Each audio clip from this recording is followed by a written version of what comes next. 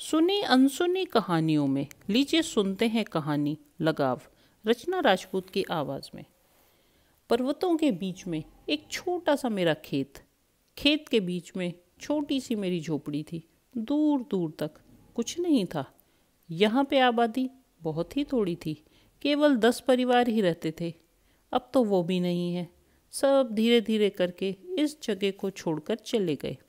यहाँ से करीब 10 मील दूर, जहाँ जीवन जीना आसान तो नहीं था, पर इतना मुश्किल भी नहीं था।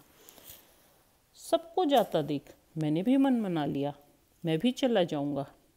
इस घर में मैं अपनी माँ के साथ रहता था। मेरी उम्र 80 बरस, मेरी माँ की 110 बरस और मेरे डॉग जबरा की 3 बरस। मेरी माँ ना ही बोल सकती थी और ना ही चल फिर सकती थी। वो सिर्फ कुछ इशारे ही करती थी, वो भी आँखों से। कभी कभी हाथ हिलाती भी थी, पर बहुत कम। जब मैंने बताया कि यहाँ अब अगले महीने से बर्फ़बारी शुरू हो जाएगी, हमारी झोपड़ी की हालत खस्ता है, इसकी मरम्मत ज़्यादा करनी पड़ेगी, सभी लोग इस जगह को छोड़कर जा चुके हैं, हम तीनों भी अब यहाँ से चले जाएंगे, अकेले यहाँ रहकर क्या करेंगे। सोचता हूँ नीचे वाले गांव में ही जाकर रहूं, वहीं झोपड़ी बना लूं।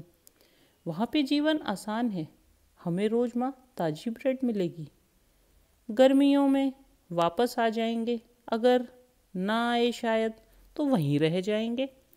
सुन के माँ की आंखों से आंसू निकलने लगे। वो ये जगह नहीं छोड़ना चाहती थी।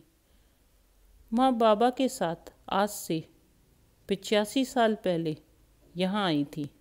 मेरे भाई बहन सब यहाँ से चले गए, पर मैं और माँ नहीं गए। यहाँ की हवा की खुशबू तक हमें पहचानती है, हम दोनों को जानती है। मैंने थोड़ा सा सामान आज अलग किया साथ ले जाने के लिए। माँ ने आज अपना दलिया नहीं खाया और वो मेरे से नाराज़ भी थी। जबरा भी एक कोने में चुपचाप बैठा कूं कूं आवाज़ें निकाल रहा था। आज मैं सारा दिन कील हथौड़ी लेकर अपनी झोपड़ी की मुरम्मत करता रहा। माँ को जिस टोकरी में बैठा के लेकर जाना है, उसमें आज मैंने नरम नरम सूखी घास भी लगा दी। वो देख रही थी मुझे लगातार टकटकी लगाकर, पर कोई बात नहीं की और कोई इशारा तक नहीं किया। दोपहर को भूकंप का हल्का झटका आया। झोपड़ी में हलचल हुई। कुछ मिट्टी और छोटे छोटे पत्थर झोपड़ी पर गिरे। कुछ दरारों से अंदर भी आए। मैंने देखा माँ डरी नहीं, ना ही वो डरती थी। उसने धीरे धीरे हाथ हिला के कुछ मिट्टी अपने हाथ में ले ली।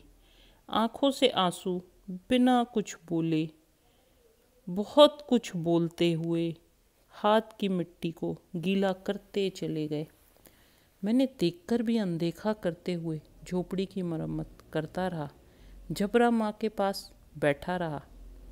मैं भी नहीं जाना चाहता था, पर क्या करूँ, मजबूरी थी, जाना तो होगा ही। अगले दिन जब सुबह टोकरी माँ के पास रखी तो देखा हाथ में मिट्टी और पत्थर के कुछ टुकड़े थे।